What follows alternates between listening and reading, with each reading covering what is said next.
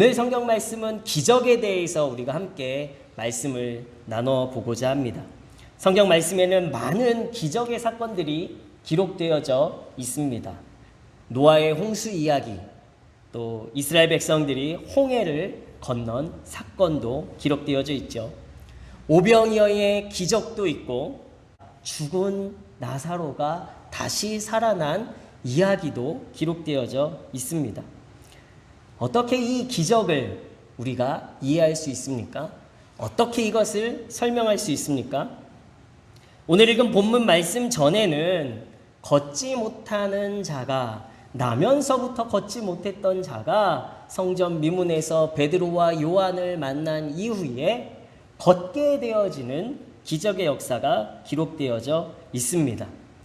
그 기적을 경험한 이후에 베드로와 요한이 다시 자신들의 평범한 일상을 위해 바로 기도하러 다시 들어가려고 할 때 이 걷지 못했던 자가, 기적을 경험했던 자가 베드로와 요한을 붙잡아서 이것이 어떻게 일어난 일인지, 그리고 자신을 걷게 한 베드로와 요한의 주목을 하는 것을 보게 되어집니다.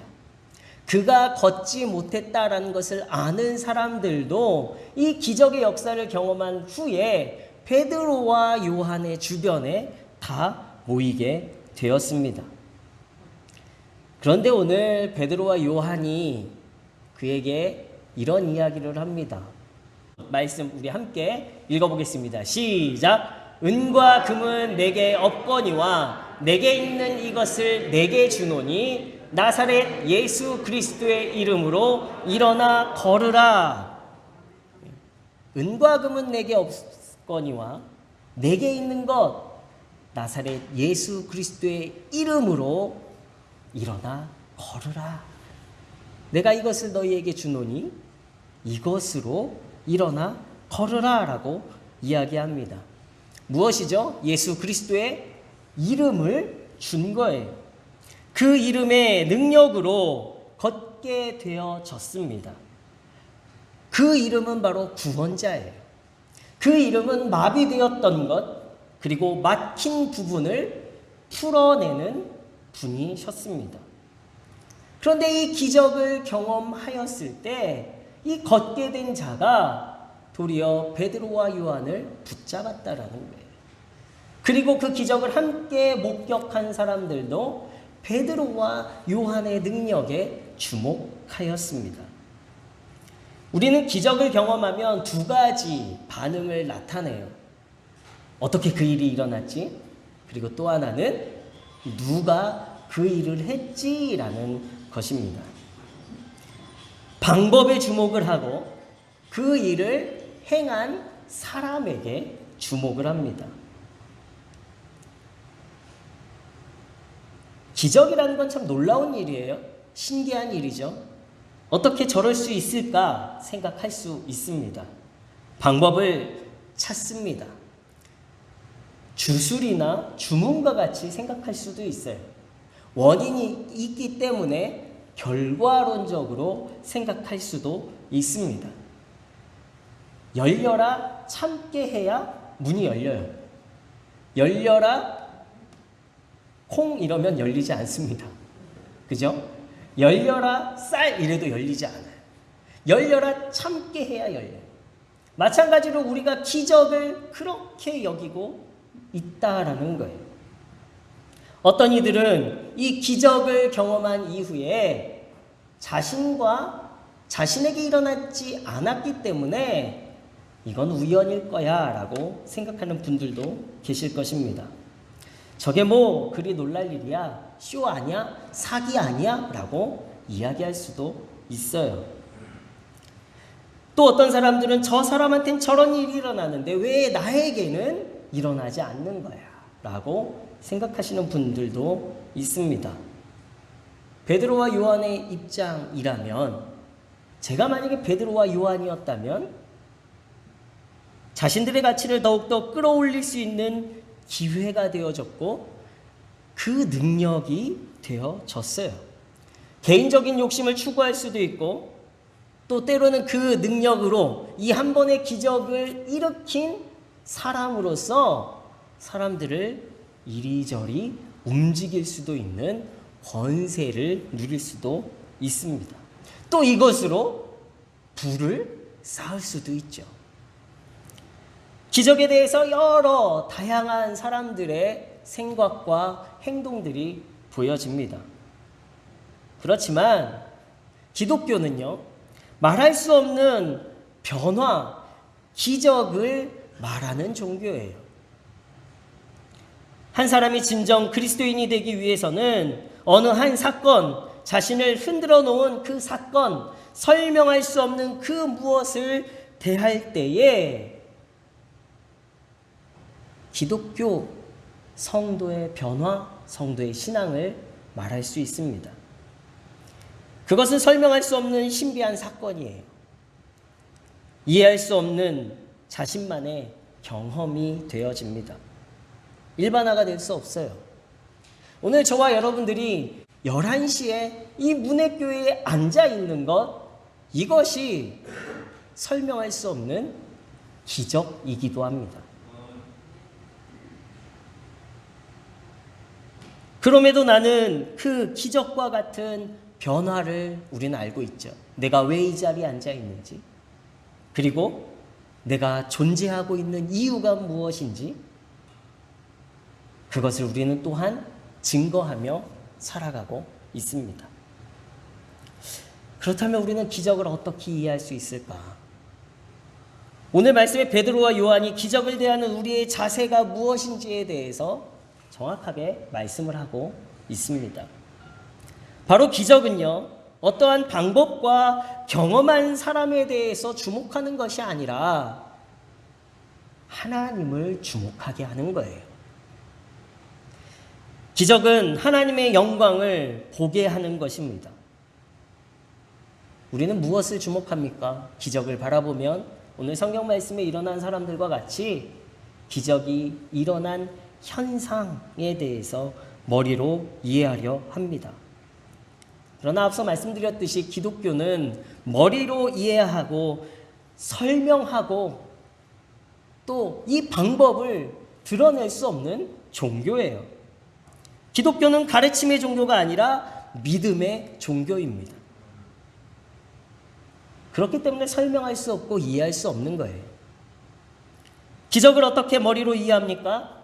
절대 이해할 수 없습니다. 하나님은 정형화되어 있지 않으세요.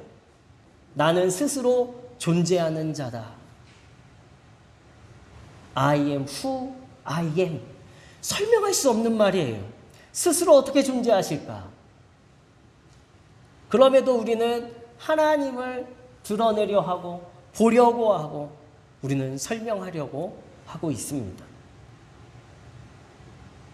베드로는 자신에게 그리고 기적이 일어난 방법에 대해 묻는 자들을 향해 이렇게 이야기합니다. 오늘 읽은 13절 말씀 보여주시면 다 같이 읽어보실까요? 시작! 아브라함과 이삭과 야곱의 하나님 곧 우리 조상의 하나님이 그의 종 예수를 영화롭게 하셨느니라. 여기까지만 읽겠습니다. 아브라함과 이삭과 야곱의 하나님, 그들이 믿었던 하나님입니다. 그 하나님이 그의 종 예수를 영화롭게 하셨느니라, 이 말씀으로 시작해요. 예수 그리스도, 바로 그분은 우리의 구원자이십니다. 그리고 그 구원자로 인해서 우리는 이 일의 증인이 되었다라고 베드로와 요한이 말하고 있어요. 기적이 가르치는 것, 이것은 무엇입니까? 하나님이 그 일을 행하셨다라는 것. 이것은 믿음으로 설명할 수 있습니다. 성경은 그 기적이 어떠한 방법으로 또 어떠한 머리로 이해해야 하는지를 변호하고 있지 않아요. 그저 일어났다라고만 말하고 있습니다. 그렇다면 그것이 어찌된 일이냐? 그것은 바로 아브라함과 이삭과 야곱의 하나님, 살아계신 하나님, 인격의 하나님, 행동하시고 일하시는 하나님, 생각하시고 명령하시고 구원하시는 그 하나님이 행하셨다라고 말하고 있는 거예요. 우리 출애굽에 보면 모세가 떨기나무를 바라봅니다. 이 떨기나무가 타지 않고 불이 계속해서 일어나요. 호기심으로 그 떨기나무 앞으로 나아가죠. 어떻게 이런 일이 일어날 수 있지? 기적과 같은 일입니다. 그런데 더 중요한 것은 그것이 왜 그렇게 되었나를 모세가 파고든 것이 아니라 성경은 말하고 있는 것이 그것을 통해 모세를 부르셨다라는 거예요. 하나님이 그것을 통해 모세를 만나셨습니다. 모세를 부르셨다라는 거예요. 기적은요, 하나님이 우리에게 당신을 보여주시고자 이용하시는 수단일 뿐입니다. 이것이 우리가 그 기적의 현상에 주목하지 않아도 돼요. 그 기적이 중요한 것이 아니라 그것을 통해 우리는 하나님을 더 주목해야 한다는 것입니다. 떨기나무에만 관심을 가지면 그 일을 행하셨던 하나님을 모세는 만날 수가 없었습니다. 떨기나무를 통해서 하나님을 만난 거예요. 떨기나무를 통해서 하나님을 만났더니 그의 비전이 무엇인지, 그의 사명이 무엇인지가 깨닫게 되었고 그의 인생의 새로운 변화가 시작이 된 것입니다. 기적은 하나님에게 주목하게 하는 방법일 뿐이에요. 어릴 때 학교에서 막 친구들하고 교실에서 떠들고 있으면 선생님이 주목합니다. 우리 서정희 선생님 주목 많이 해보셨죠? 선생님이셨으니까.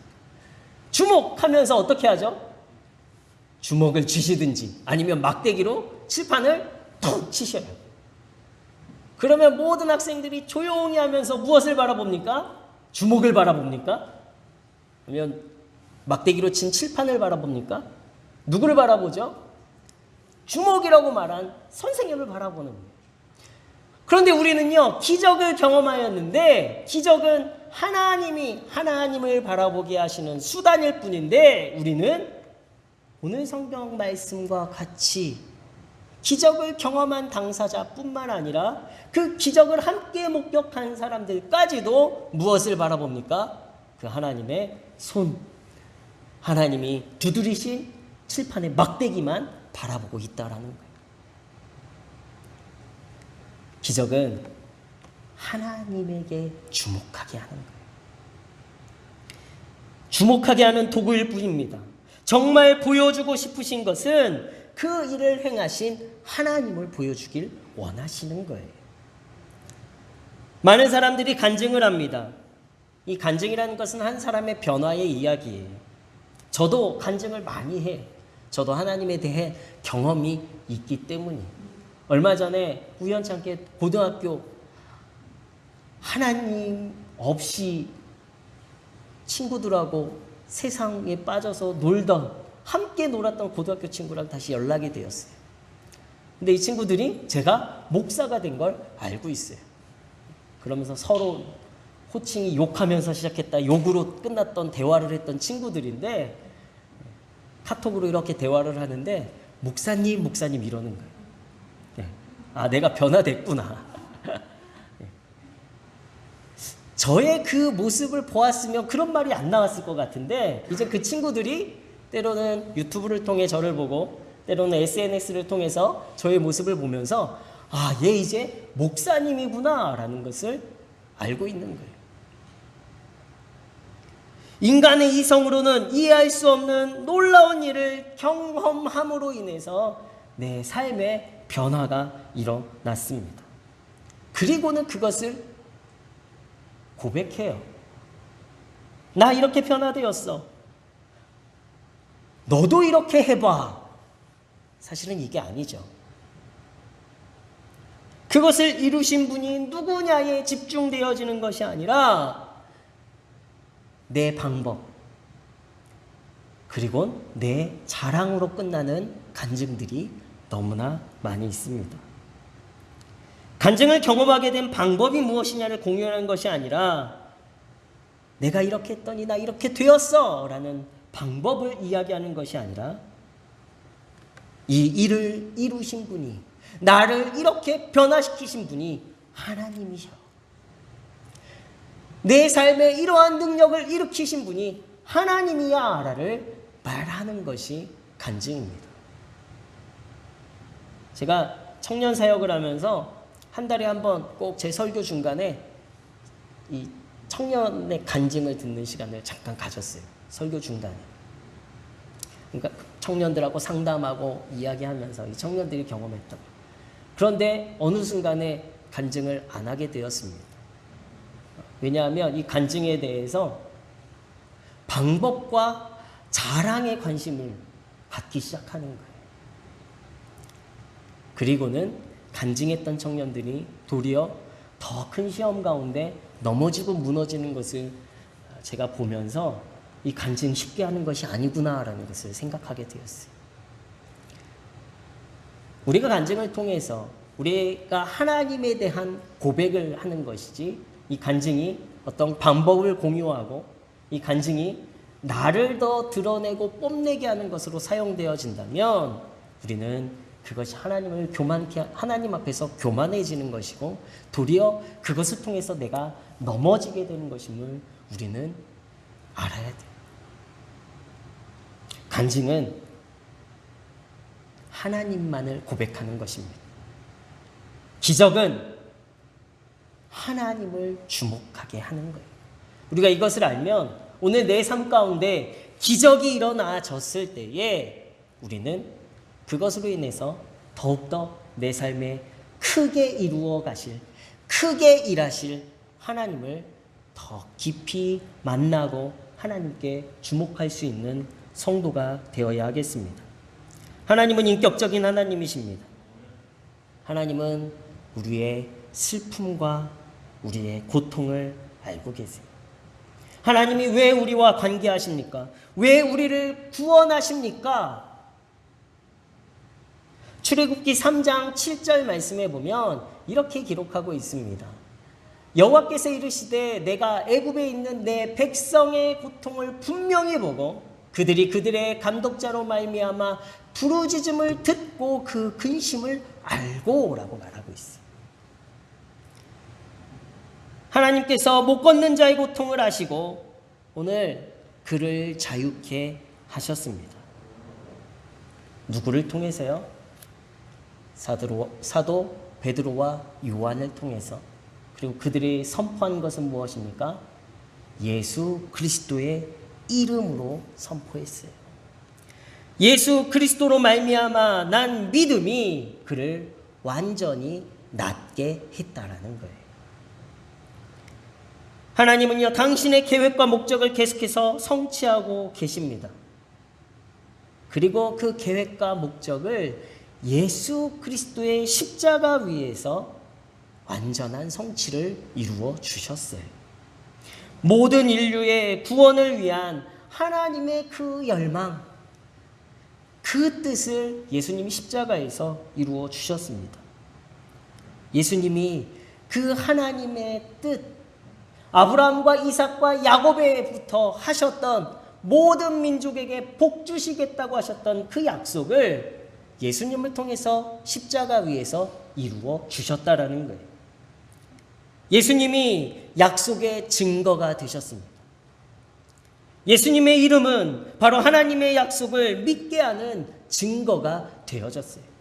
예수님의 이름은요, 바로 모든 민족이 복을 누릴 수 있는 능력이 되었습니다. 아브라함과 이삭과 야곱에게 거듭하신 약속은 무엇입니까? 바로 아브라함의 씨를 통해서 온 세상 모든 민족이 복을 누리게 하겠다라는 것이 하나님의 약속이었어요. 그리고 이 약속을 예수님이 이루셨습니다. 영접하는 자, 곧 그 이름을 믿는 자들에겐 하나님의 자녀가 되는 권세를 주셨습니다. 하나님의 자녀가 누릴 능력을 주셨어요. 우리는 그것을 더 이상 기적이라고 말해서는 안 되는 거예요. 예수 그리스도의 이름을 믿는 자들에게는 그것이 기적이 아니라 내 삶에 늘 이루어지는 하나님의 은혜로 고백할 수 있어야 하는 것입니다.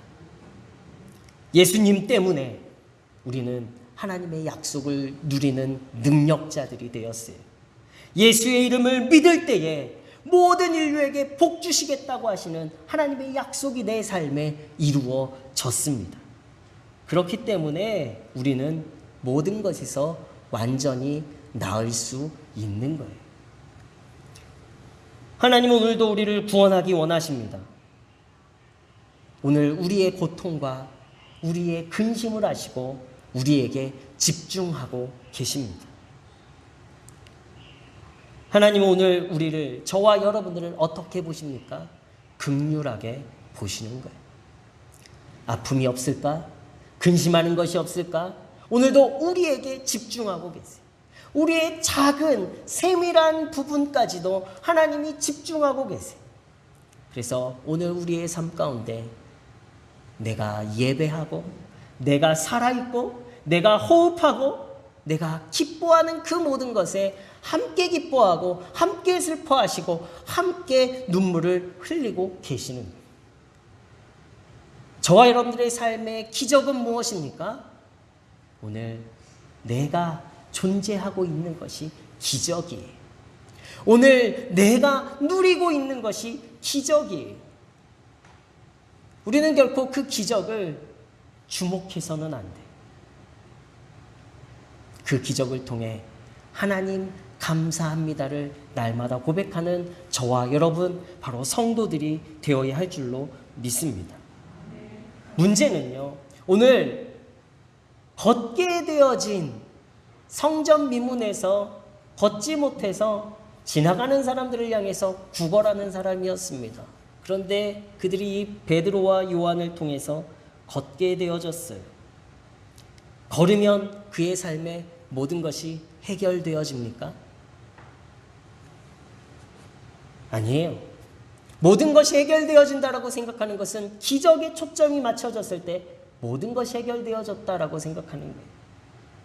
그러나 해결되지 않습니다. 도리어 그가 걷지 못할 때보다 이제 그는 걸으면서 무엇을 해야 할지, 어떻게 살아야 할지에 대한 고민이 생겼어요. 걷지 못할 때는 어땠습니까? 성전 미문에 앉는 것이 그의 일상이었죠.